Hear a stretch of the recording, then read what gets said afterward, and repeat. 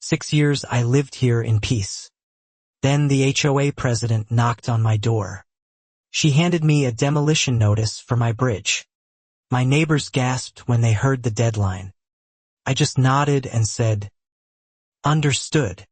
What she didn't know made her smile falter. Because that bridge wasn't just mine to lose. It was the only way out of Falcon Ridge alive.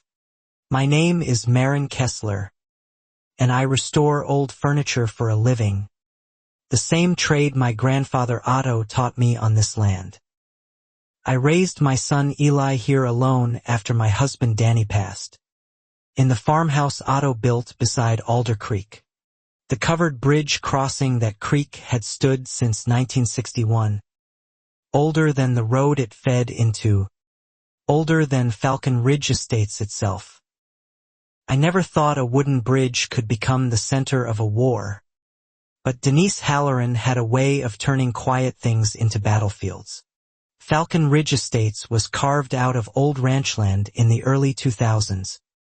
40 homes tucked against dry hills. One paved entrance called Ridgeline Gate. Most residents never noticed my property sat just outside the official plat lines, connected only by Otto's Bridge.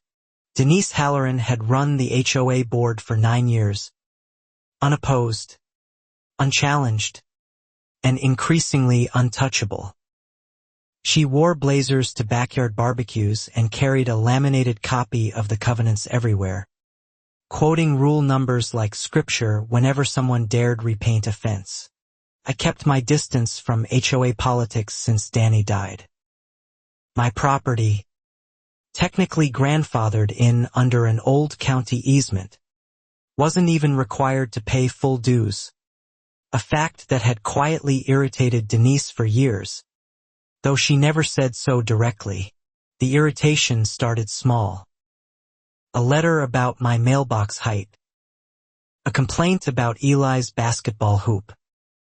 I paid the little fines without argument, chalking it up to Denise's need for order, not yet understanding it was something closer to a need for control. Then last spring, wildfire smoke drifted in from the county line for the first time in a decade, and the neighborhood held an emergency meeting.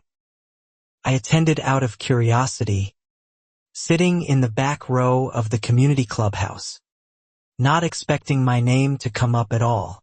Denise stood at the podium describing evacuation routes, tapping a laser pointer at a map of Ridgeline Gate.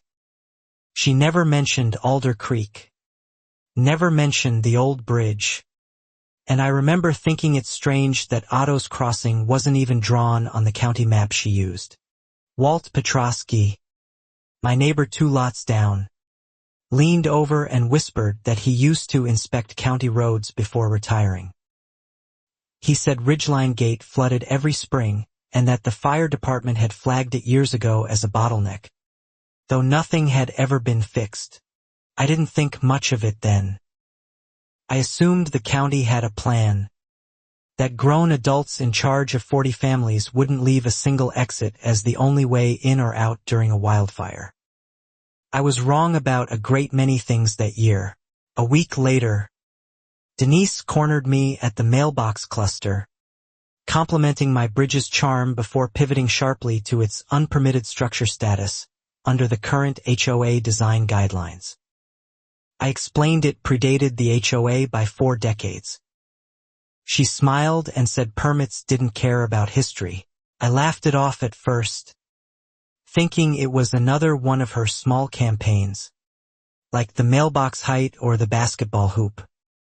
But something in her eyes that day was different, sharper, like she'd already decided the outcome before she ever brought up the subject. That night I dug through Otto's old filing cabinet and found the original 1961 county easement, granting permanent right-of-way for ingress, egress, and emergency access across Alder Creek. I didn't fully understand the weight of that phrase yet, but I photocopied it anyway, just in case. 2 weeks passed quietly. Denise sent a newsletter praising community harmony, and respect for shared standards, language I now recognize as the opening notes of every campaign she ever ran against a homeowner who wouldn't bend. I filed it away and went back to sanding a cabinet door. Then the official letter arrived. Embossed with the HOA seal Denise had commissioned herself the year before. It cited an obscure bylaw about non-conforming structures on adjacent parcels, and ordered me to submit demolition plans for the bridge within 30 days or face daily fines. I called the HOA office, if you could call Denise's dining room table an office, and asked which board members had voted on this. The woman who answered, Priya Anand, the board secretary, hesitated before saying the vote had happened informally during a walking meeting. An informal walking meeting with no minutes, no quorum, no notice to affected homeowners. I asked Priya to send me the recording or the sign-in sheet. She said she'd have to check with Denise first, and something about her tone told me she already knew there wasn't one. I decided to attend the next scheduled board meeting in person, bringing Otto's easement copy folded neatly in my jacket pocket. I wasn't looking for a fight. I genuinely believed that once Denise saw the document, she'd realize the mistake and quietly withdraw the notice.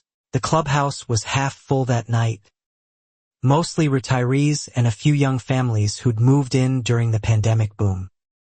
Denise ran the meeting like a courtroom, gaveling down questions about landscaping budgets before anyone could finish a sentence, clearly building toward her real agenda. When my item came up, she introduced it as a legacy encroachment issue requiring community-minded resolution, never once using my name, as if I were a line item rather than a neighbor she'd waved to at the 4th of July potluck 2 summers running. I stood and read the easement language aloud, watching several board members lean forward, genuinely surprised. Denise's jaw tightened almost imperceptibly before she recovered, saying the county document was outdated, and that HOA covenants now superseded any prior agreements on aesthetic and safety grounds. A man near the front, a retired attorney named Frank Delgado, raised his hand and asked whether the HOA had legal authority to override a recorded county easement. Denise said she'd look into it, in a tone that made clear she had no intention of doing so. The meeting ended with no resolution, but Denise's parting words stuck with me. Some people think old paper makes them exempt from being good neighbors. Half the room chuckled. I didn't. For the first time, that this wasn't really about the bridge at all. The fines started that Friday, $200 a day, arriving in crisp white envelopes taped to my front door instead of mailed, as though Denise wanted me to feel the weight of each one physically. Eli asked why the HOA lady kept leaving papers on our porch. I told him it was a misunderstanding, though I wasn't sure that was true anymore. I called the county recorder's office and confirmed the easement was still active, still binding, still exactly as Otto had signed it in 1961 with his careful, deliberate handwriting. The clerk, a patient woman named Sandra, mentioned offhand that the easement had actually been renewed and expanded in 1998 to include emergency vehicle and pedestrian egress language, added after a bad flood year cut off the original county road entirely for 3 days. That detail landed differently now. After the wildfire meeting, after Walt's comment about Ridgeline Gate, I asked Sandra if she could email me the full file. She said it would take a few days to pull from archives, and I told her I could wait. Meanwhile, Denise escalated publicly, posting in the neighborhood app that certain residents were weaponizing outdated paperwork against community safety standards. She never named me, but everyone knew. and I started getting sideways looks at the mailbox cluster from people I'd known for years. One neighbor, Carlin Gwynn, pulled me aside and admitted she'd only voted for Denise's re-election because no one else ever ran against her. "She's efficient," Carla said. "But efficient at what? I'm honestly not sure anymore." It was the first crack of doubt I heard from anyone. I filed a formal written objection to the fines, citing the easement, and requested copies of any board vote authorizing the demolition order. Priya responded 2 days later, this time in writing, admitting the matter had not gone through standard board procedure before the letter went out. That admission felt like a small victory, but Denise moved fast to contain it, calling an emergency architectural review committee session the following week. Stacked with 3 homeowners who owed her favors from past rule violations she'd conveniently overlooked in exchange for loyalty. The ARC session lasted 11 minutes. They voted unanimously to reaffirm the demolition order, this time citing structural liability concerns instead of aesthetics. Pivot so smooth I almost admired it, if it hadn't been aimed squarely at bulldozing my grandfather's bridge. I asked for the structural report supporting that liability claim. Denise said one was being commissioned. I later learned, through Walt, that no engineer had actually been contacted yet, meaning the board had voted to condemn a 70-year-old structure based on a report that didn't exist. Frank Delgado, the retired attorney, quietly slipped me his card after the session and said, "I don't love getting involved in neighborhood squabbles, but this smells like something else."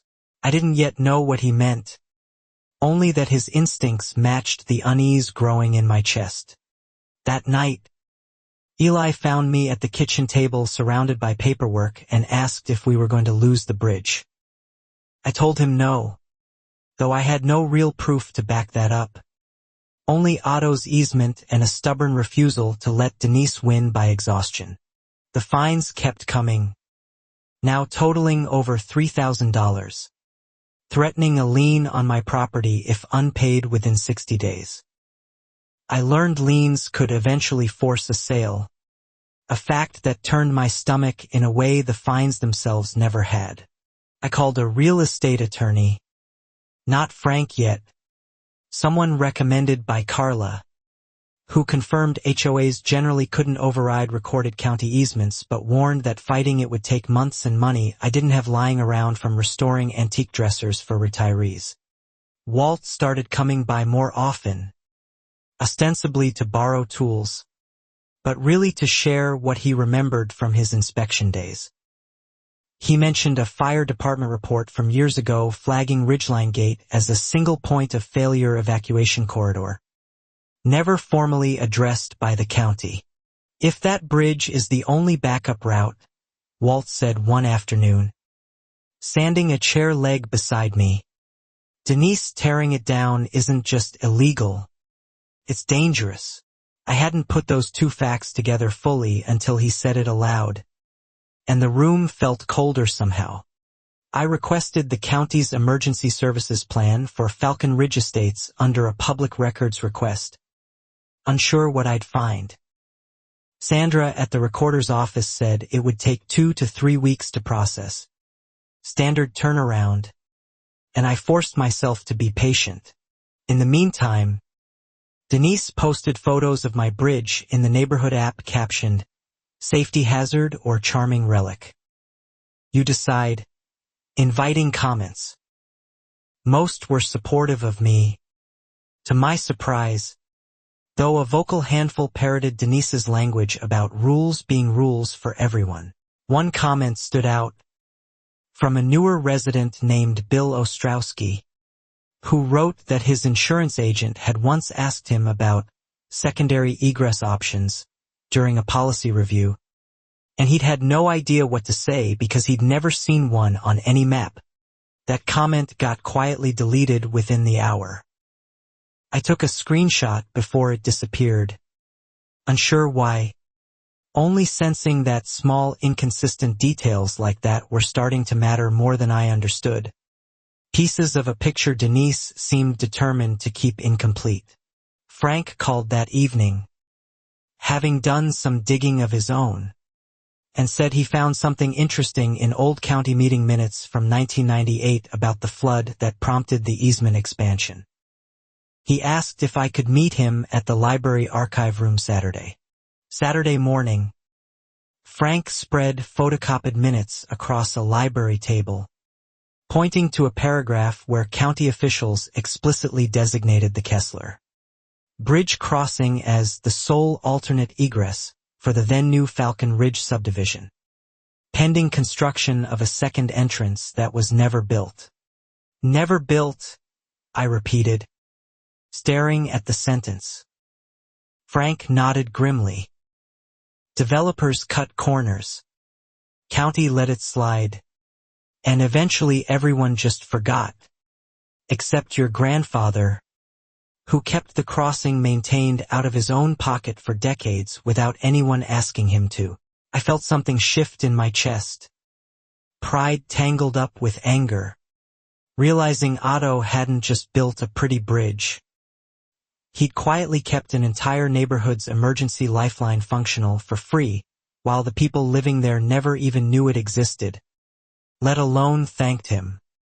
Frank suggested we request the fire marshal's official evacuation designation records next, since a formal county designation would carry far more legal weight than an easement alone. I agreed, though something in me hesitated, worried about how fast Denise would move once cornered. That worry proved correct within days. Denise announced at the next general meeting that the board had expedited the demolition timeline, citing resident safety concerns about the bridge's aging support beams, despite still having produced no engineering report whatsoever to substantiate the claim. I stood again and asked, calmly, whether any licensed structural engineer had actually inspected the bridge. Denise said informal assessments had been conducted. When Frank pressed for the engineer's name and license number, she claimed she'd have to check her notes and moved on. After the meeting, a young board member named Priya lingered by the door, glancing around before quietly telling me she didn't feel comfortable with how the votes were being handled anymore. She said Denise had asked her to adjust the meeting minutes twice already. Adjust how? I asked. Priya hesitated, then admitted Denise had asked her to remove Frank's questions from the official record entirely, along with any mention of the missing engineering report, so the minutes would show a clean, unanimous, uncontested vote for demolition. I asked if she'd done it. Not yet. To check the recording first. That was the first time I learned the meetings were being recorded at all. A detail that would matter far more later than either of us realized. I thanked Priya and told her she didn't owe me anything, that I understood the position Denise put her in. She said quietly, I moved here for a quiet retirement. Not this. Before walking back to her car, visibly shaken by her own small act of defiance. The fire marshal's office responded to our records request faster than expected, forwarding a 2019 hazard assessment that explicitly named Falcon Ridge Estates as a critical single-access community, requiring either a secondary route or a formal wildfire evacuation exemption, neither of which the HOA had secured. Frank read the document twice before setting it down. This isn't just an easement issue anymore, he said. If this bridge goes, and there's a fire, the county could be looking at serious liability. And so could Denise personally, if she knew and proceeded anyway. I asked Frank if we should bring this straight to the county or confront Denise first. He suggested confronting her privately, giving her a chance to reverse course quietly before things escalated into something neither of us could fully control once it went public. I requested a private meeting with Denise, hoping, foolishly perhaps, that presented with clear evidence, she'd back down gracefully. She agreed to meet at the clubhouse, arriving in a tailored blazer, laptop open before I'd even sat down, already prepared for battle rather than conversation. I laid out the fire marshal's report, the 1,998 minutes, Otto's easement, watching her expression carefully. For a flicker of a second, something like genuine surprise crossed her face, quickly smoothed over into the same practice calm she wore at every board meeting. "This changes nothing about the demolition timeline," she said finally. "The board's decision stands. If the county wants to designate an official route, they can build one properly, not rely on some rickety wooden bridge from decades before proper safety codes even existed." I pointed out that dismantling the only current route before an alternative existed seemed reckless, especially with wildfire season approaching. Denise's tone sharpened. "Don't lecture me about safety, Marin. I've managed this community for 9 years without a single major incident." Something about the way she said, "without a single major incident," felt rehearsed, almost defensive, as if she were arguing against an accusation I hadn't actually made yet. I filed that reaction away, unsure what it meant, only certain it meant something worth remembering. The meeting ended without resolution, Denise closing her laptop sharply and telling me the 30-day compliance window remained unchanged. As I left, I noticed a framed photo on the clubhouse wall of Denise cutting a ribbon at the community entrance sign years earlier, smiling proudly. Behind her in that old photo stood a younger man in a hard hat, holding rolled blueprints labeled Falcon Ridge Phase 2 Secondary Access Road. I hadn't noticed it before. I took a photo of the photo with my phone, uncertain why, but unwilling to ignore it. That evening I texted the photo to Frank, who zoomed in and identified the man as a former developer named Ray Higgins, who'd left the project abruptly around 2004 amid a dispute over unpaid contractor fees, according to a quick search of old local news archives. Frank found an old newspaper clipping from 2004 mentioning the Phase 2 access road being scrapped after Falcon Ridge's original developer went bankrupt, leaving the promised second entrance permanently unbuilt, a detail apparently long forgotten by everyone except whoever kept that photo on the wall.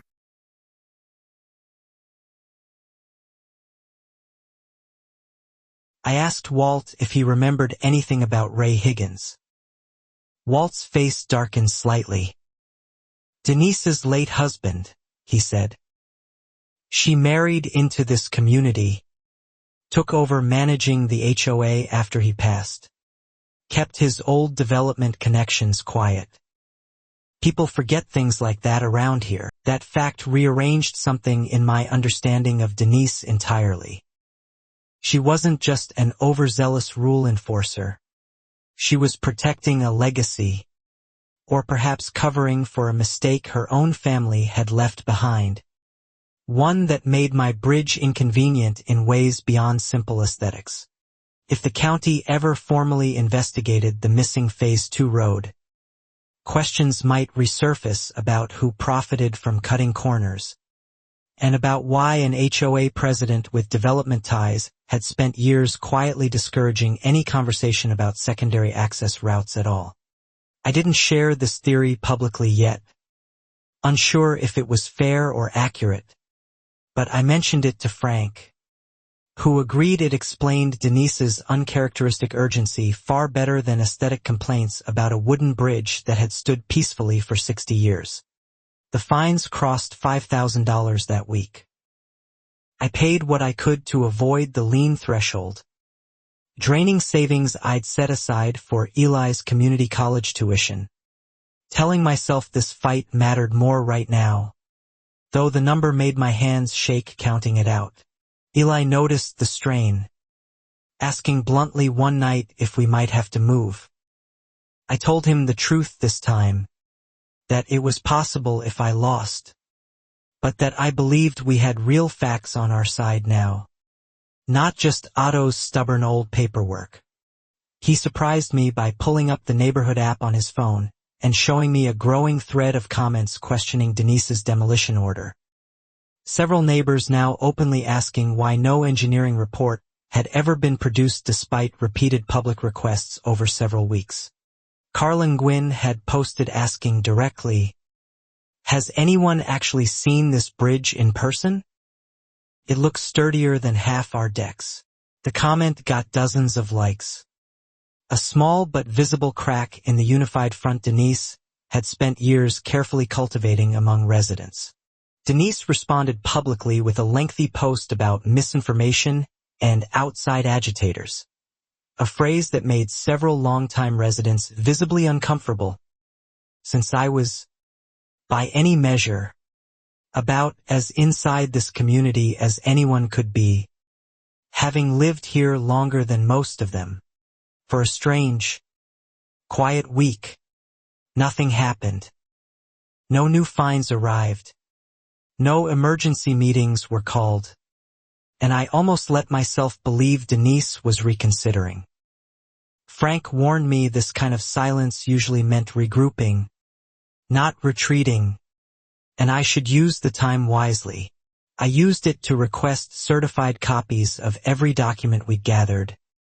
The easement, the 1,998 minutes, the fire marshal's hazard assessment, organizing them into a binder Frank called embarrassingly thorough, with something close to admiration in his voice as he flipped through it. Walt spent an afternoon photographing the bridge's support beams up close, sending images to a retired engineer friend of his for an informal but honest opinion. The response came back reassuring. The timber was old but sound, regularly maintained, structurally healthier than many modern decks. I finally called the fire marshal's office directly, speaking with a deputy marshal named Ruiz, who confirmed the 2019 assessment remained active and unresolved, and expressed visible concern upon learning the HOA was actively pursuing demolition of the community's only backup evacuation route. Ruiz asked if I'd be willing to formally request a current site inspection, explaining that if the department confirmed the bridge's continued necessity, they could issue a hold order preventing demolition until a proper secondary route existed, regardless of what the HOA board decided. I agreed immediately, grateful for a path forward that didn't rely solely on Denise's willingness to listen to reason. Ruiz scheduled the inspection for the following week, cautioning me not to publicize it yet, to avoid the HOA rushing demolition before the visit occurred. I kept the inspection quiet, even from most neighbors, though I told Frank and Walt, both of whom agreed silence was wise given how quickly Denise had moved once she felt cornered before. Priya, still uneasy about her role, asked to be kept informed too. During that quiet week, I also learned Priya had been quietly backing up board meeting recordings to a personal drive for months, unsettled by Denise's habit of editing minutes after the fact. She hadn't decided what to do with them yet, but she hadn't deleted them either. "I don't want to blow up someone's whole life over this," Priya told me, sitting at my kitchen table one evening. "I just don't want to be part of covering something up that could get people hurt." I told her I understood completely, and I did. Eli, meanwhile, had taken to sitting on the bridge after school, doing homework under its shade, something he'd never done before all this started. I asked him why. It's important suddenly, like something worth defending rather than just walking across. The calm broke on a Thursday, when Denise posted an announcement moving the demolition contractor's start date up by 2 full weeks, citing urgent structural concerns raised by an independent assessor, though when Frank requested the assessor's credentials, the request went conveniently unanswered. I called Ruiz immediately, worried the fire marshal's inspection wouldn't happen before the bulldozers arrived. Ruiz assured me the department's hold authority applied the moment they filed formal review paperwork, which he'd expedite that same day, giving us a legal buffer regardless of Denise's contractor. That night, sitting with Eli on the porch, I watched headlights sweep slowly past the bridge, someone driving by more than once, more slowly each pass. I didn't recognize the car, and something about it, paired with everything else, made the quiet week feel like the calm before something worse. 3 days later, I found orange survey stakes hammered into the ground near the bridge's western footing. Without notice, without permission, without any paperwork posted as required by county code for pre-demolition surveying on a parcel still under active dispute and fire marshal review. I called the County Code Enforcement Office, and an inspector named Delgado, no relation to Frank, confirmed no permit had been issued for any survey work on my property, meaning whoever placed those stakes had done so illegally, likely at Denise's direction, before official approval existed. Walt suggested we photograph everything before removing the stakes, documenting the violation thoroughly. I did, time-stamped images from multiple angles, then filed a formal trespass complaint with the county, my first real offensive move rather than simply reacting to Denise's escalating pressure campaign. Denise, confronted about the stakes at the next meeting, claimed a contractor's assistant had placed them prematurely by mistake, apologizing with visible reluctance. Though Frank later confirmed through public bidding records that the contractor she'd hired had no active county demolition permit on file at all. That detail meant Denise had been preparing to demolish a structure covered by an active county easement, a pending fire marshal hold, and an unpermitted contractor. 3 separate legal problems stacked atop each other, seemingly invisible to her only because no one had challenged her authority in years. Frank drafted a formal cease and desist letter, citing all 3 issues, and sent it to the HOA's registered agent along with copies to the county attorney's office, a move he warned would likely provoke Denise rather than calm her, given her history of doubling down under pressure. He was right. Emergency session 2 days later, framing the cease and desist as harassment by a disgruntled homeowner using intimidation tactics against volunteer board members, a description so inverted from reality that even some of her longtime allies shifted uncomfortably in their seats. Bill Ostrowski, the newer resident whose earlier comment about secondary egress had been deleted, stood up unprompted and asked point-blank whether the board had ever informed new homeowners, during purchase, that Falcon Ridge had only one functioning access route in and out of the neighborhood. The silence that followed was answer enough. Denise deflected, citing standard disclosure documents, though Bill pulled out his own closing paperwork on his phone and read aloud that it mentioned nothing about single-access limitations, only generic language about community infrastructure subject to change. That moment shifted something in the room. Homeowners glancing at each other with the specific unease of people realizing they might have unknowingly bought into real risk. Not because of my bridge, but because of the road Denise kept insisting was perfectly sufficient on its own. After the meeting, 3 separate neighbors approached me privately, asking to see the fire marshal's hazard assessment for themselves. I forwarded copies to each of them, feeling for the first time that this wasn't just my fight anymore, but something the whole community deserved to understand clearly.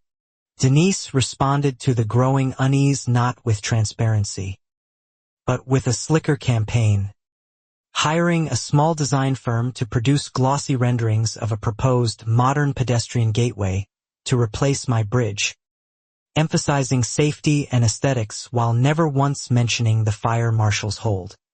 The renderings appeared in every mailbox within days, professionally printed, alongside a survey asking residents to vote on community beautification priorities. A survey that conspicuously never mentioned demolition, easements, or emergency access, framing the entire issue as a simple matter of neighborhood taste.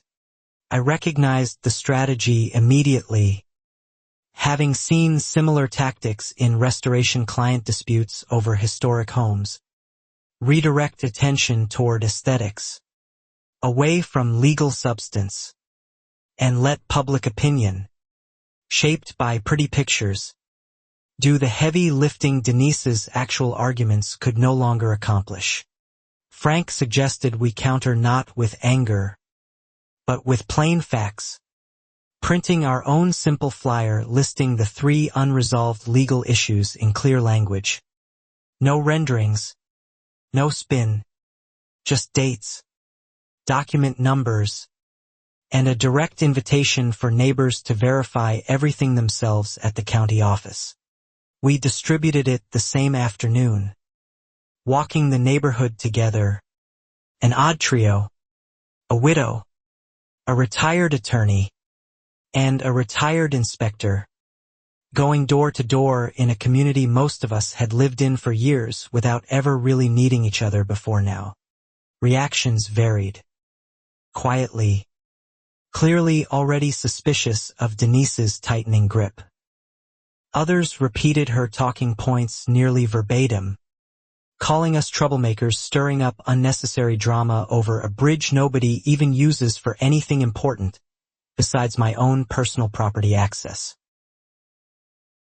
One woman, elderly and soft-spoken, told me at her doorstep that she remembered the 1998 flood clearly, remembered county trucks unable to reach Falcon Ridge for 2 days, remembered her late husband saying, "Thank God for that Kessler Bridge," more than once during those anxious days. Her memory matched the old meeting minutes precisely, an unprompted, unrehearsed confirmation that the bridge's emergency role wasn't some obscure legal technicality, but a lived experience some longtime residents still remembered clearly, even if newer neighbors and Denise herself preferred to forget it entirely. Priya, growing bolder, began quietly forwarding board communications she believed were being deliberately mismanaged, careful never to break confidentiality improperly, but increasingly convinced that transparency mattered more than protecting Denise's carefully maintained public image as an efficient, dedicated community leader. Denise noticed the shifting mood and escalated again, this time filing a formal lien notice against my property for unpaid fines, now exceeding $8,000. A move Frank called aggressive and legally shaky, given the still unresolved easement dispute underlying the fines themselves. I felt real fear for the first time since this began. Not about the bridge itself, but about actually losing the farmhouse Otto built, the home Eli had grown up in, over a manufactured dispute rooted more in old grudges than any genuine safety concern. Frank moved quickly, filing an emergency motion to stay the lien pending resolution of the fire marshal's hold and the easement question, arguing the fines themselves were improperly assessed given the board's own admitted procedural failures documented in Priya's earlier written statement to me. The county clerk's office confirmed receipt and scheduled a preliminary hearing, giving us a firm date to work toward, something concrete after weeks of shifting threats and glossy distractions. I finally allowed myself a small, cautious breath, though the fight was clearly far from over. Denise, perhaps sensing the tide turning, made her first genuinely reckless move, quietly instructing her hired contractor to begin preliminary site preparation, despite the pending fire marshal hold, betting that by the time anyone noticed, enough damage would already be done to make reversal pointless. Walt noticed the contractor's truck parked near the bridge early one morning and called me immediately. I rushed outside to find two workers unloading equipment, unaware, they claimed, of any legal hold, simply following instructions from the HOA office to begin clearing brush around the footings. I called Ruiz immediately, who confirmed the hold order had been formally filed and was legally binding regardless of Denise's claims otherwise. He dispatched a deputy marshal directly to the site, arriving within the hour to formally halt work and document the violation for the county record. The deputy's report noted explicitly that HOA representatives had proceeded with site work despite documented awareness of the pending hold. A detail that would later prove significant, since it demonstrated clear intent rather than accidental oversight on Denise's part regarding the demolition timeline.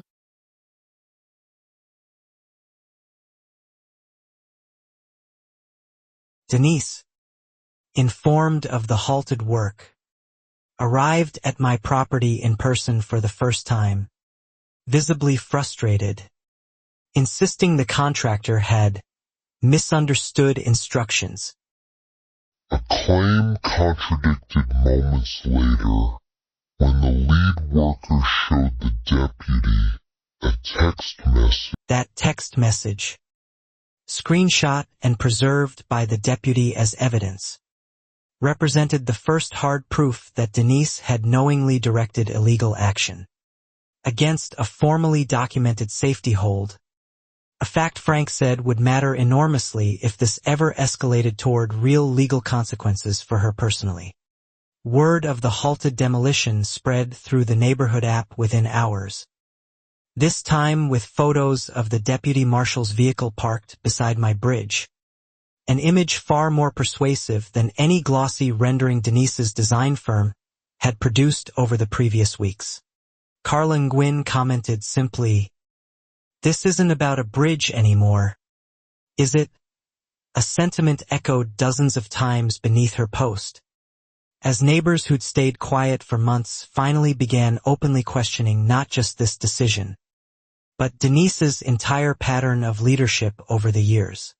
Priya, watching the momentum shift, decided to formally request an independent audit of recent board votes and meeting minutes, citing irregularities, without yet revealing the recordings she still held.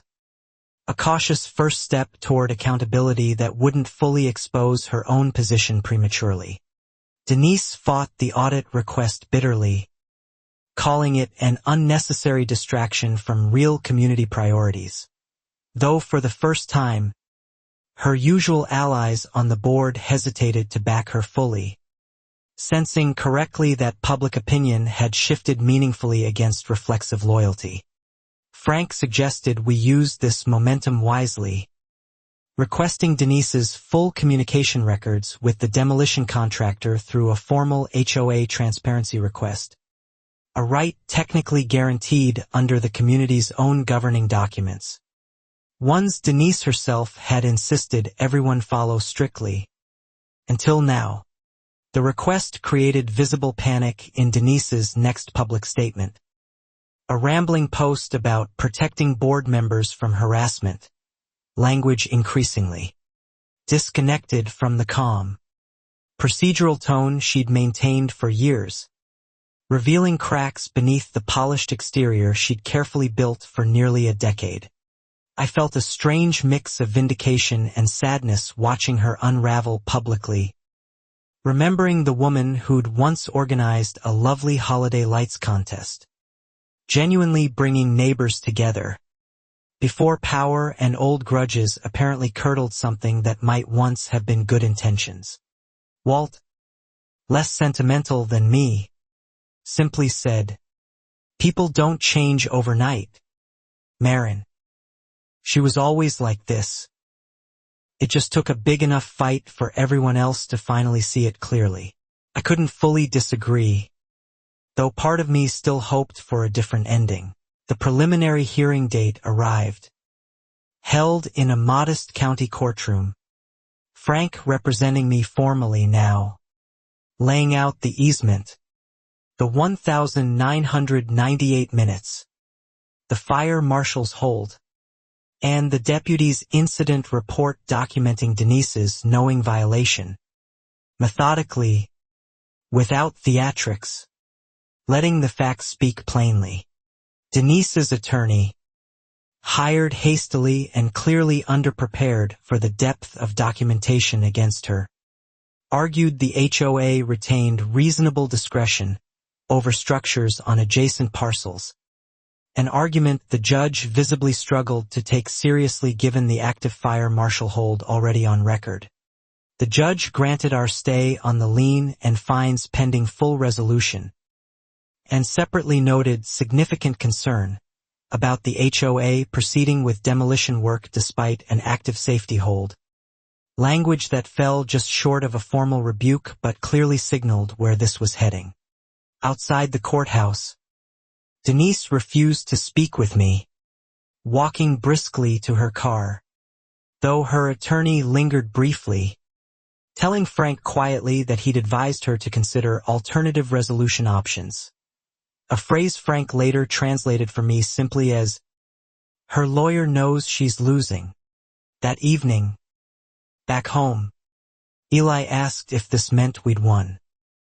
I told him it meant we'd survived another round, but Denise didn't strike me as someone who accepted losing gracefully, and something told me the real confrontation, whatever it looked like, hadn't happened yet. I was right. Wildfire smoke returned to the valley, thicker than the spring before, and the county issued a pre-evacuation advisory for several rural communities, including, explicitly, Falcon Ridge Estates, given its documented single-access vulnerability under the fire marshal's own recent assessment. Denise called an emergency meeting that same night, standing before a visibly anxious crowd, insisting Ridgeline Gate remained fully sufficient for evacuation, never once mentioning the bridge, the hold order, or the fact that county officials themselves had flagged this exact scenario years earlier. Frank stood and read the fire marshal's hazard assessment aloud in full this time. No summaries, no paraphrasing, letting the community hear directly, in official language, that Falcon Ridge required a secondary route specifically because Ridgeline Gate alone couldn't reliably handle emergency evacuation traffic. The room's mood shifted from anxious to genuinely alarmed. Neighbors turning toward Denise with expressions I hadn't seen before. Not annoyance, but real fear. The specific fear of people realizing their safety had been treated as secondary to one woman's stubborn personal agenda. Denise, cornered publicly for the first time, made her most extreme move yet, announcing she'd personally arranged for temporary barricades to be placed at the bridge's entrance that very night, framing it as protecting the community from a compromised structure during the emergency. I understood immediately what this actually meant. Blocking the one route the fire marshal himself had identified as critical backup during an active wildfire advisory, purely to prevent me from being proven right about the bridge's necessity before the evacuation risk fully materialized. I called Ruiz immediately after the meeting, explaining what Denise intended. His voice sharpened with real urgency. "She can't legally do that during an active advisory," he said. "That's not a code violation anymore, Marin. That's obstruction of emergency infrastructure. I'm calling this in tonight." Walt and I drove to the bridge that night and found two men, hired hastily, unloading orange construction barriers directly across the entrance. Following instructions, they said, from HOA management to secure the area for structural safety ahead of a demolition rescheduled for the following week. I explained calmly, showing them my phone with the fire marshal's active advisory, that placing barriers here during a wildfire warning could genuinely endanger lives if evacuation became necessary before the situation resolved. To their credit, both men hesitated, clearly uncomfortable with what they'd been told. One worker admitted quietly that Denise had told them the county was overreacting and that the barriers were just temporary, language that matched her. Public statements, exactly. Revealing how thoroughly she'd convinced herself, or at least tried to convince everyone else, that she remained fully in control.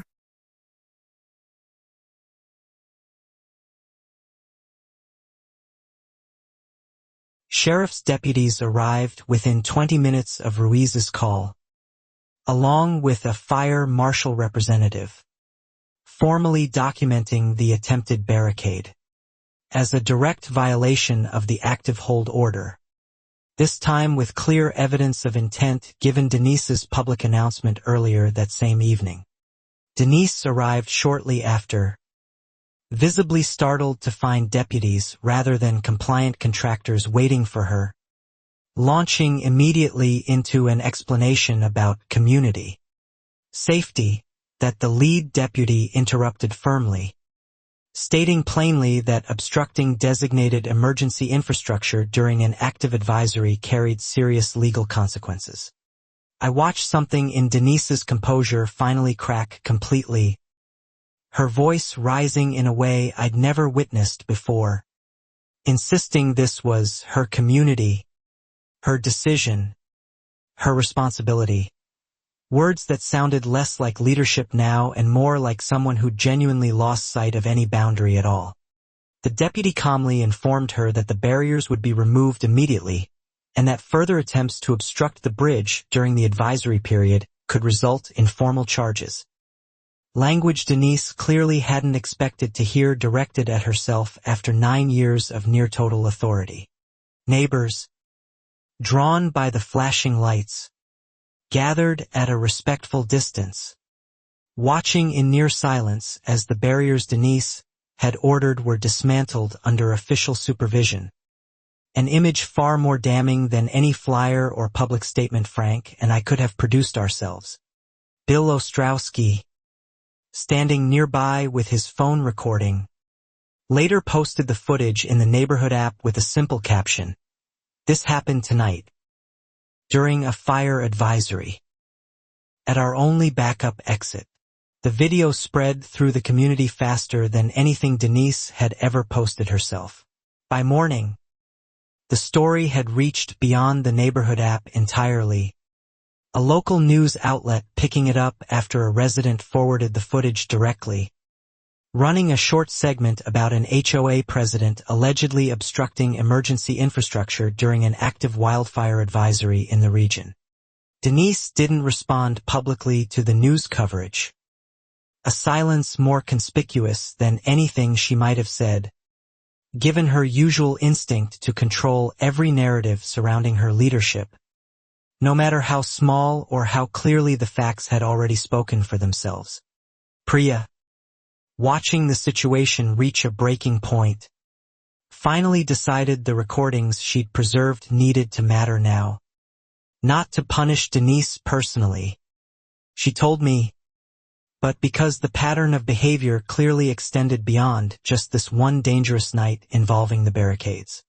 She shared select recordings with Frank, under careful legal guidance to ensure everything remained properly documented and admissible, revealing multiple instances of Denise instructing board members to alter minutes, conceal missing reports, and discourage residents from questioning demolition-related decisions over several months.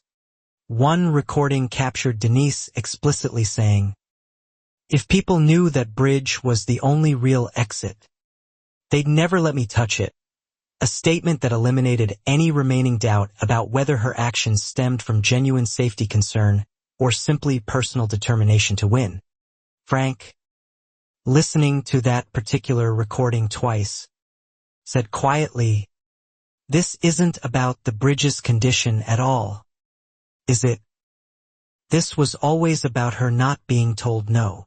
I thought of Otto's easement, of Danny reporting Denise's husband's illegal shed years ago, and understood completely that old detail, buried since before I'd even moved back permanently, resurfaced through Walt, who finally explained fully what he'd only hinted at before, that Danny's county complaint about Ray Higgins's unpermitted shed addition had triggered a costly fine Denise never forgave. Even after Ray passed away, "She's been waiting for a reason to push back at your family for years," Walt admitted, somewhat guiltily, for not mentioning it sooner. "I didn't think it mattered until now, but I think this bridge just gave her the excuse she'd been looking for all along." The revelation didn't excuse anything Denise had done, but it finally made sense of the intensity behind it. The fines, the rushed demolition, the barricades during an active wildfire advisory. All of it rooted not in genuine oversight, but in years of quiet, personal resentment. Meanwhile, the wildfire advisory intensified overnight, smoke thickening visibly over the ridgeline, and the county upgraded Falcon Ridge Estates to a formal pre-evacuation zone, meaning residents needed to prepare to leave at short notice.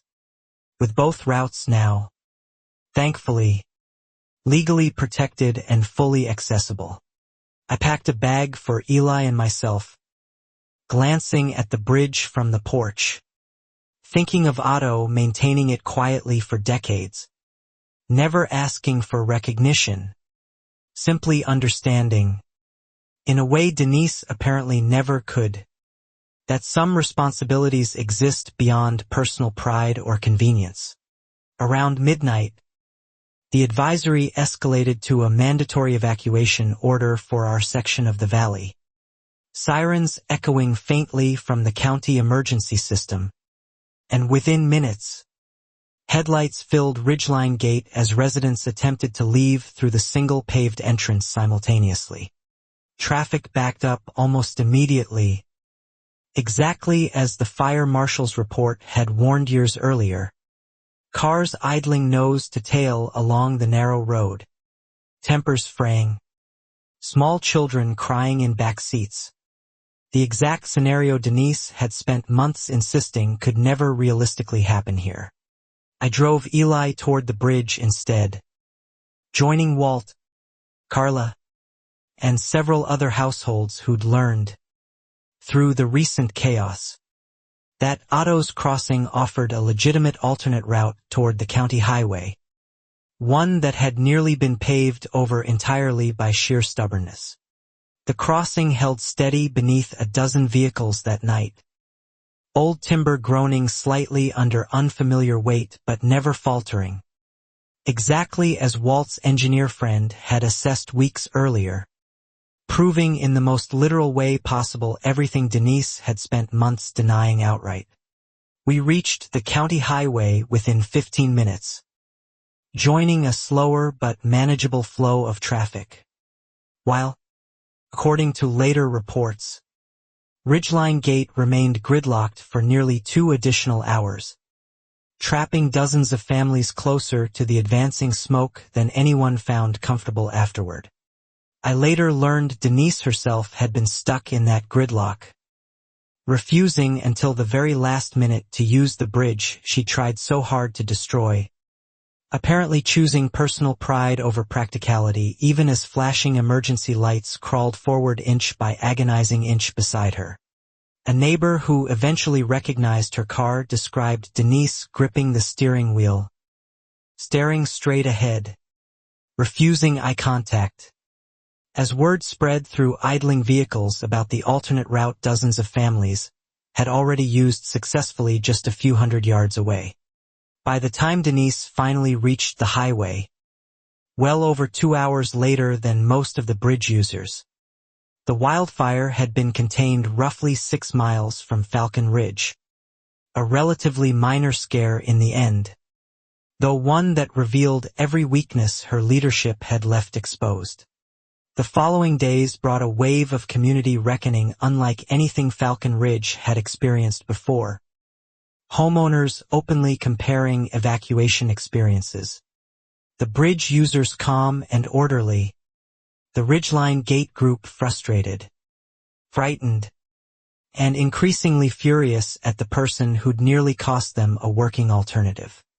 A formal petition began circulating almost immediately, calling for Denise's removal from the HOA board, citing the barricade incident, the missing engineering reports, the altered minutes, and now, undeniably, direct evidence that her personal agenda had actively endangered residents during a genuine emergency.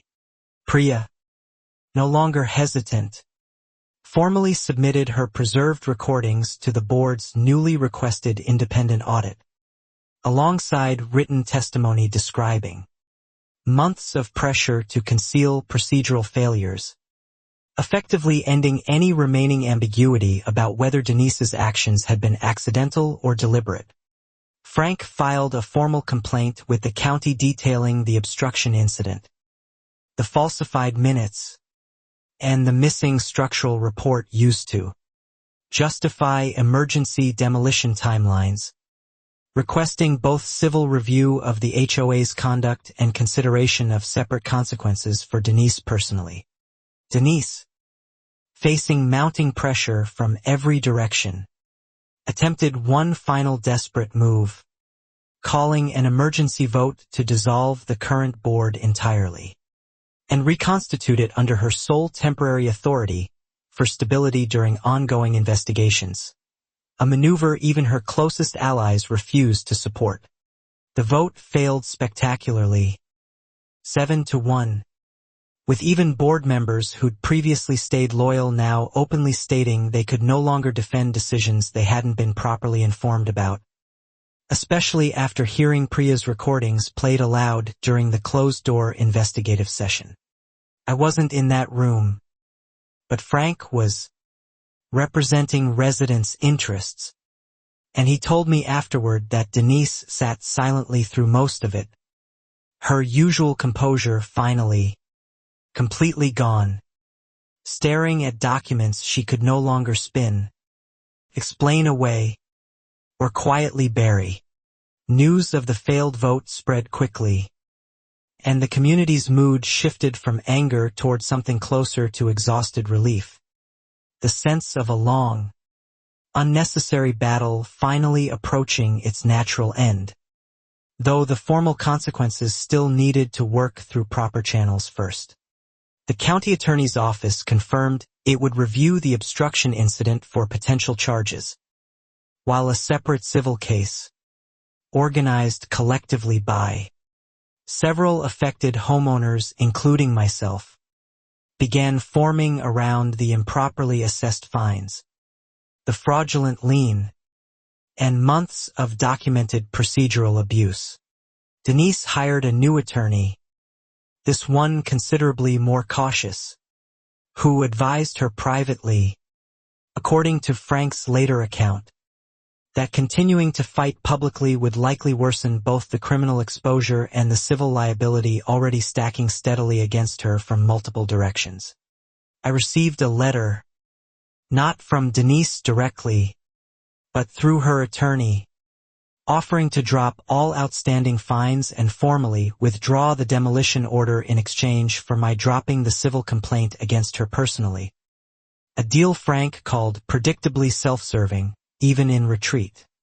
I declined, not out of vindictiveness, but because Frank explained clearly that quietly settling would leave the underlying pattern unaddressed, meaning some future homeowner might face the exact same abuse of power, just with different paperwork and a different unlucky property caught in the middle.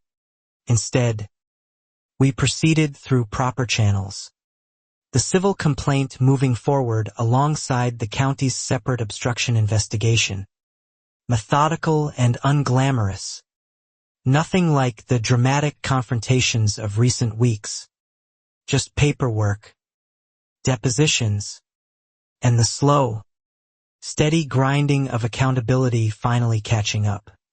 During this quieter period, the HOA board, now operating under interim leadership with Frank advising informally, formally recognized the Kessler Bridge crossing as protected emergency infrastructure, updating official community disclosure documents to finally, honestly, inform future homebuyers about the single access limitation. County officials, prompted by the growing local news coverage, announced renewed discussion about funding a long-delayed Phase 2 secondary access road, the same project abandoned back in 2004, giving Falcon Ridge Estates its first real chance at proper redundant infrastructure in over 2 decades. I felt a strange satisfaction watching that old, forgotten blueprint finally resurface in public meetings, not because of anything I'd personally accomplished, but because Otto's quiet decades of unpaid maintenance had, in the end, forced a conversation the county should have had voluntarily long ago. Eli asked me one evening if I was still angry at Denise, and I found myself hesitating before answering honestly. Angry, yes, but mostly tired, and increasingly aware that anger alone wouldn't fix anything the way patient, documented persistence clearly had over these difficult months. Carla organized an informal neighborhood gathering near the bridge one weekend. Part apology, part celebration. Several residents thanking me directly for something I hadn't fully realized I'd been doing. Protecting not just my own property, but a piece of shared infrastructure everyone depended on. Bill Ostrowski brought his young daughter, letting her walk across the bridge slowly, running her small hand along the old timber railing Otto had carved decades before either of us existed. Quiet, unplanned moment that felt more meaningful than any formal hearing had. Walt, uncharacteristically sentimental that afternoon, admitted he genuinely worried this fight might break the community apart entirely rather than reveal what actually needed fixing. Sometimes, he said, you need someone stubborn enough to refuse backing down before people notice what's actually at stake. Priya approached me separately, thanking me for never pressuring her to act faster than she felt safe doing, acknowledging quietly that the recordings had cost her a friendship with Denise she genuinely valued once, before everything curdled into something neither of them fully recognized anymore. I told her I understood completely that doing the right thing rarely felt clean or simple, especially when it meant disappointing someone you'd once respected.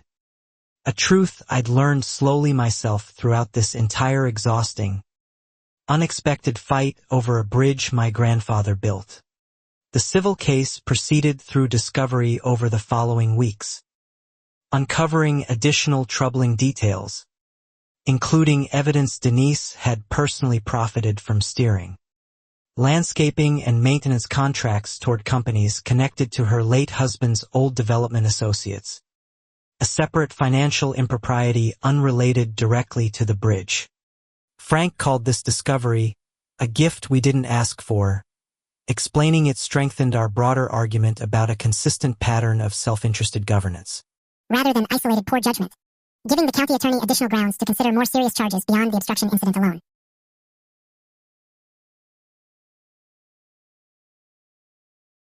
Denise's attorney requested a settlement conference, clearly hoping to resolve everything quietly before formal charges advanced further, offering a substantial payment covering my legal fees, the improperly assessed fines, and damages, alongside her formal, permanent resignation from any HOA leadership role going forward.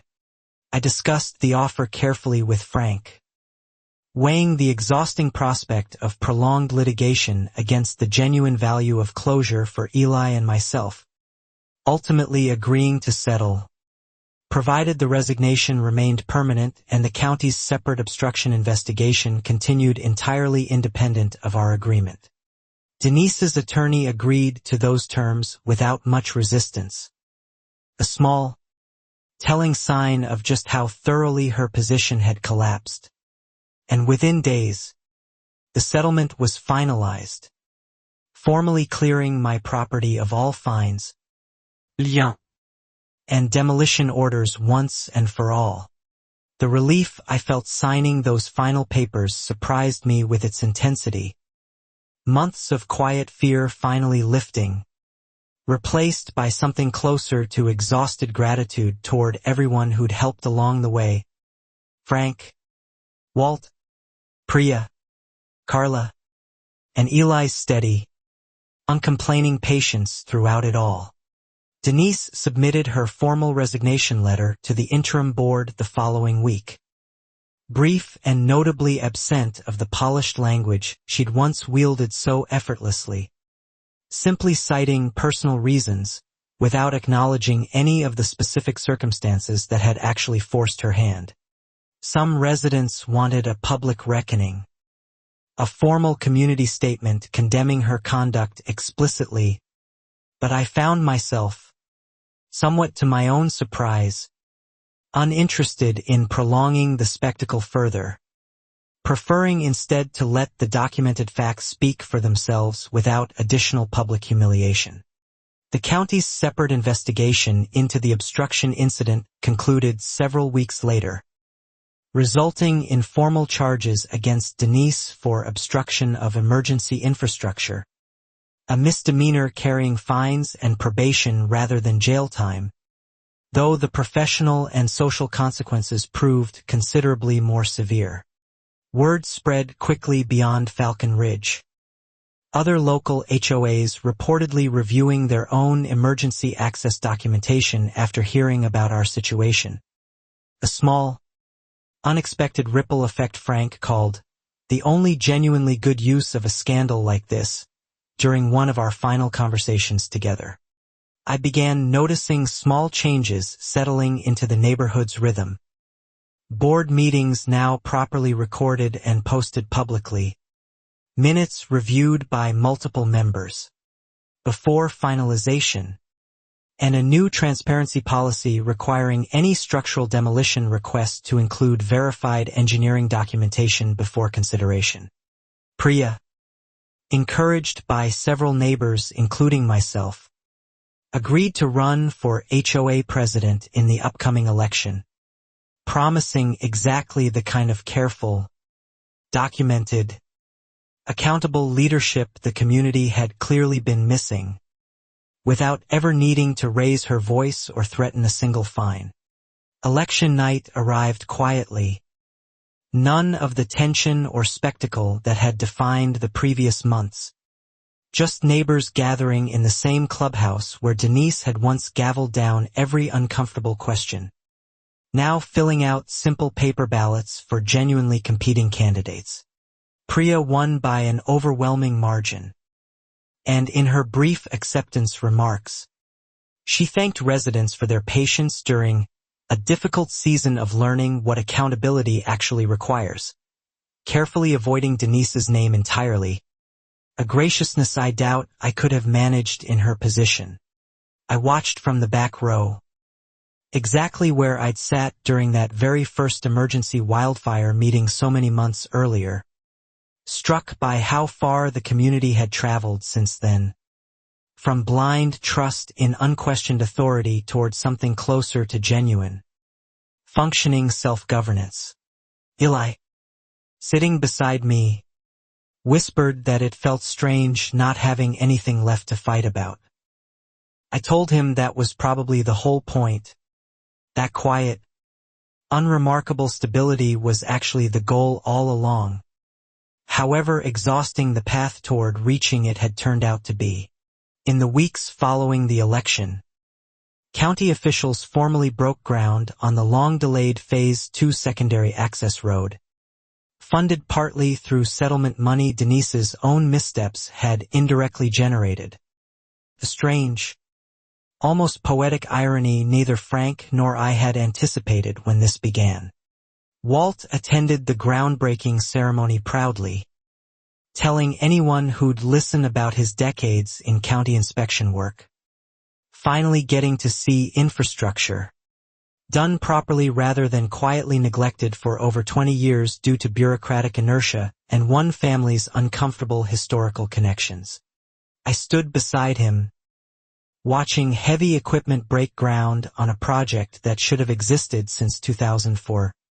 Thinking about Otto, about how his quiet decades of unpaid maintenance had ultimately outlasted every attempt to erase or dismiss the crossing he'd built and cared for.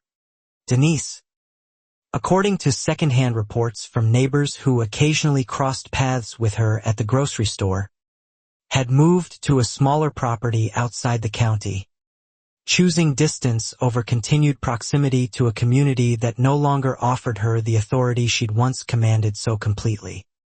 I never spoke with her again after the settlement finalized, though I found myself, unexpectedly, without the bitterness I'd assumed I would carry indefinitely, replaced instead by a strange, quiet clarity about how easily good intentions could curdle when left unchecked for too many years.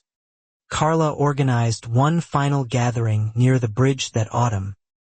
A small dedication ceremony recognizing the crossing's official county designation as protected emergency infrastructure, complete with a modest bronze plaque honoring Otto Kessler's decades of unpaid, unrecognized stewardship of something the whole community depended on.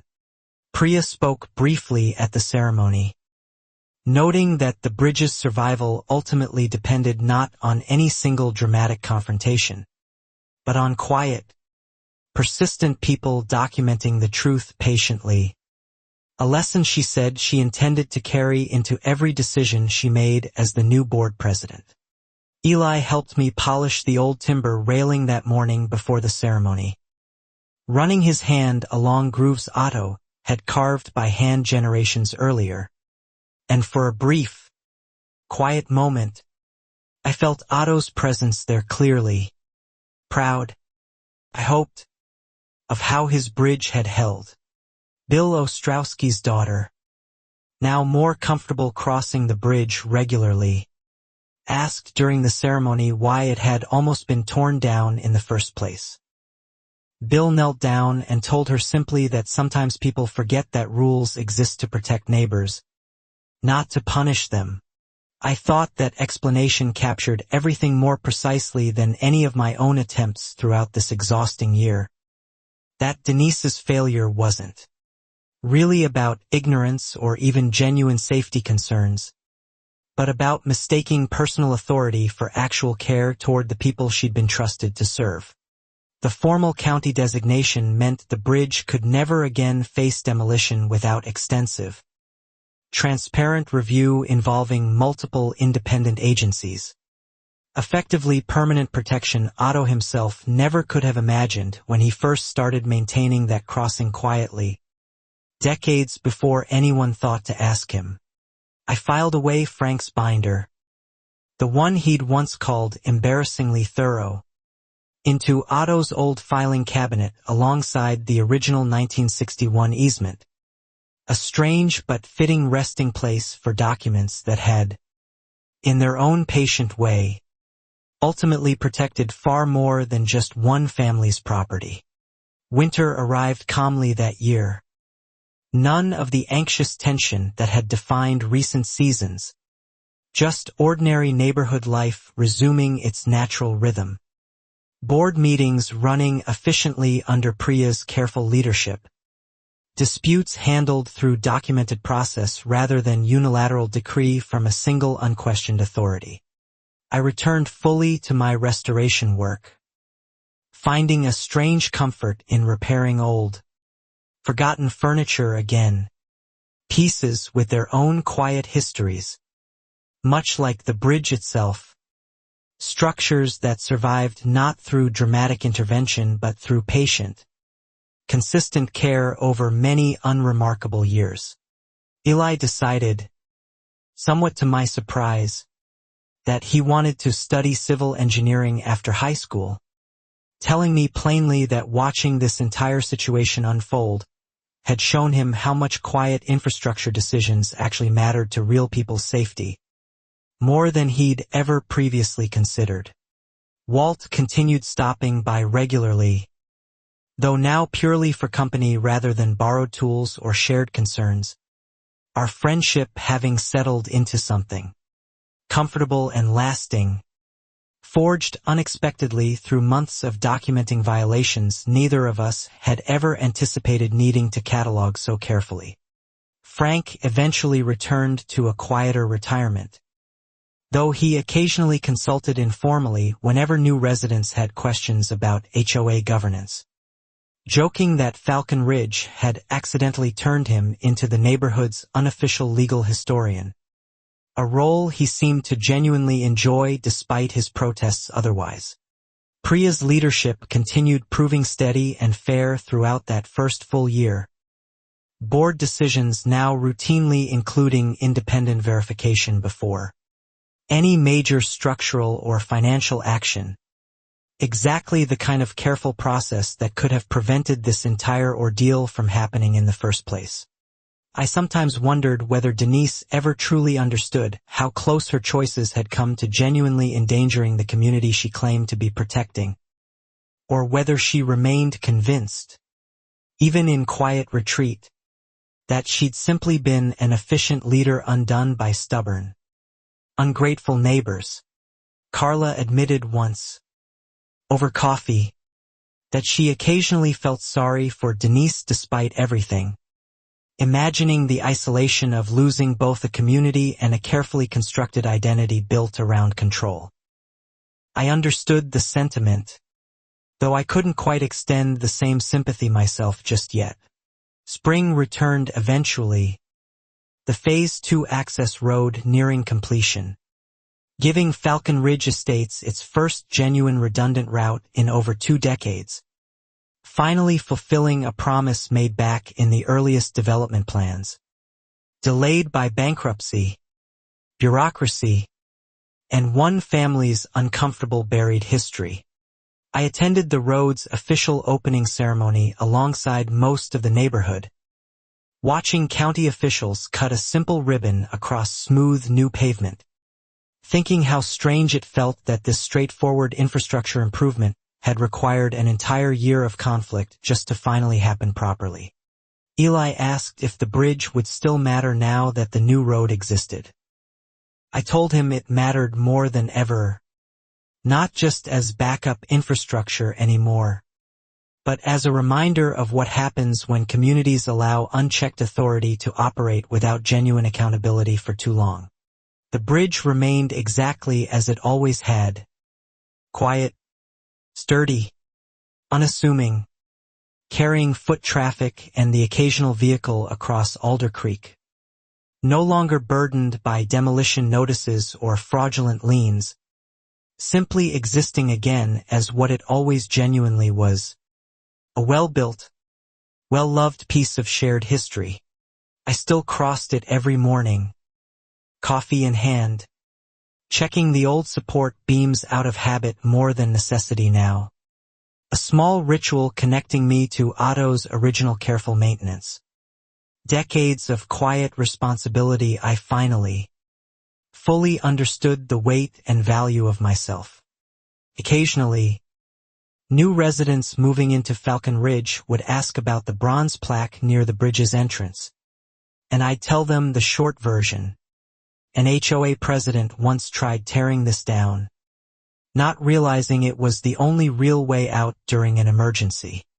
Most laughed at the almost unbelievable irony of it, assuming, understandably, that surely no one could genuinely mistake personal control for actual community safety so completely, not realizing how easily that exact mistake had nearly cost an entire neighborhood everything during one smoky, chaotic night The county's obstruction case against Denise concluded formally that summer, resulting in a guilty plea to reduce charges, probation, mandatory community safety training, and a permanent restriction from ever serving on any homeowners association board within the county again, however small or informal. Frank called to tell me the news personally, adding that the judge had specifically referenced the barricade incident during sentencing, noting explicitly that personal authority must never supersede documented public safety obligations, language that felt, to me, like the clearest possible ending to this entire story. I didn't feel triumphant hearing it, mostly just relieved. The same steady relief I'd felt signing the settlement months earlier. Proof that patient, documented persistence had ultimately mattered more than any single dramatic confrontation throughout this long, exhausting, unexpected fight over my grandfather's bridge. Priya read the final ruling aloud at the next board meeting. Not out of vindictiveness, she explained carefully, but because residents deserved full transparency about how the situation had ultimately resolved, closing the loop on months of uncertainty that had once defined nearly every neighborhood conversation.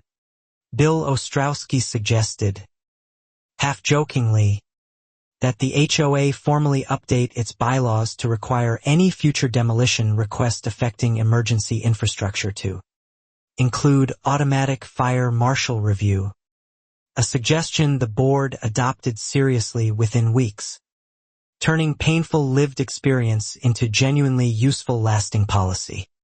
Walt joked that Falcon Ridge had probably become the most thoroughly documented, procedurally cautious HOA in the entire county, a reputation he seemed genuinely proud of, given how much of that caution had come directly from lessons none of us had ever wanted to learn firsthand. Carla, now serving on the board herself alongside Priya, told me once that she thought the whole ordeal had actually strengthened the neighborhood in ways nobody could have predicted, forcing genuine relationships between neighbors who'd previously only exchanged polite waves across well-manicured lawns. I found myself agreeing, thinking of Walt's borrowed tools that became genuine friendship, of Frank's embarrassingly thorough binder, of Priya's quiet courage, of Bill's daughter running her hand along Otto's carved railing. Small threads woven together by an unlikely, unwanted fight none of us chose. Eli graduated high school that following spring, choosing a nearby university's civil engineering program, telling his advisor during orientation, somewhat to my amusement, that his interest began with a bridge my great-grandfather built that turned out to matter more than anyone realized for decades. I drove him to campus that fall, passing the new Phase 2 road on our way out of Falcon Ridge, glancing briefly at Otto's bridge in the rearview mirror. Quiet, sturdy, still standing exactly where it always had, protected now by more than just stubborn family loyalty. The house felt different without Eli there daily, quieter in a way that mirrored the neighborhood's own hard-won calm. Though I kept busy with restoration work and occasional consulting calls from other HOA communities wanting advice after hearing our story through local homeowner networks. Frank eventually wrote a short guide for homeowners facing similar HOA overreach, based loosely on our experience. Careful never to name Denise directly, focusing instead on practical steps, documentation, public records requests, patient persistence, exactly the tools that had ultimately mattered most throughout everything. I read an early draft one evening and found myself, unexpectedly, tearing up at a simple line near the end. Sometimes the quietest structures carry the heaviest responsibilities, and the people who maintain them without recognition deserve to be believed when they finally speak up. That line felt like it belonged to Otto as much as to me. Decades of unpaid, unrecognized maintenance finally validated. Not through dramatic vindication, but through the simple, lasting fact that his bridge still stood, still mattered, still carried neighbors safely across Alder Creek every single day. I sometimes still find orange survey stakes in Otto's old toolshed, kept deliberately as an odd, humbling reminder of how close everything came to being lost. Not through any real structural failure, but through one person's stubborn refusal to accept she wasn't the only authority that mattered. The community settled into something genuinely stable over the following years. Board elections competitive but civil, meetings transparent, demolition requests, rare as they were, now handled through careful documented process rather than unilateral decree from whoever happened to hold temporary power. Property values in Falcon Ridge, ironically, rose noticeably after the redundant access roads completion. Real estate agents now explicitly advertising the community's improved evacuation safety as a genuine selling point. The exact opposite outcome Denise had once insisted the bridge's continued existence would cause. I still restore old furniture, still cross the bridge every morning with coffee in hand, still check those familiar support beams out of quiet habit. Grateful, in ways I couldn't have fully articulated before this all began, for a stubborn grandfather and his patient, unglamorous maintenance. Eli visits during breaks, always walking the bridge first thing, running his hand along the same worn railing, telling me once that he hoped whatever he eventually built professionally could matter half as much. Quietly, reliably, to people who might never fully understand its true importance. Denise's name rarely comes up anymore, mostly in passing. Mostly without anger, just a quiet cautionary reference whenever new residents ask why Falcon Ridge takes emergency infrastructure so seriously compared to neighboring communities still operating under the same blind trust we once did ourselves. Otto's bridge still stands over Alder Creek. Sturdy, unassuming, finally, fully protected. A quiet monument to patient stewardship outlasting reckless authority. Proof that sometimes the smallest, most overlooked structures turn out to matter more than anyone in power ever bothered to understand. The end.